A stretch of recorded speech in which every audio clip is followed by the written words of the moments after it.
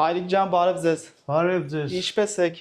Շատ շնորհակալություն դոկտոր ջան։ Գերգի մեզ թավոր թարլանի։ Բայներն բարի։ Ապրես բալա։ Լավ լինեք, առողջություն եք։ Շնորհակալություն։ Շատ Առողջություն, լավ եք։ Ես չէի սպասում, որ այս ծևի հոգատարությամբ վերաբերմունք չէի կարողանում շնչեի։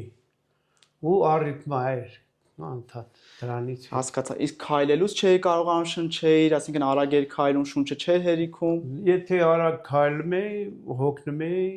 շունչը այնքան չէր բավարարում։ Բուժարում մեզ մոտ դիմել էր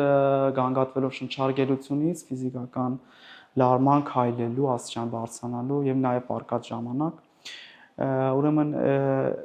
ESG-ով, EKG-ով ունեինք սրտի հաղորդականության խանգարում։ Մենք իհարկե տեղադրեցինք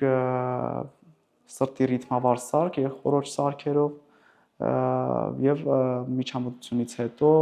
հիվանդի գանգատները անհետացան։ Գանգատները էլ չկան։ Այդ սրտի ռիթմավար սարքը որ տեղադրեցինք,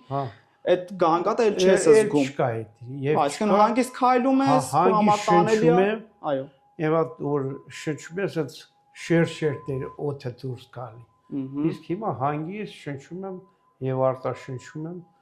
ամեն ինչ շատ լավ է։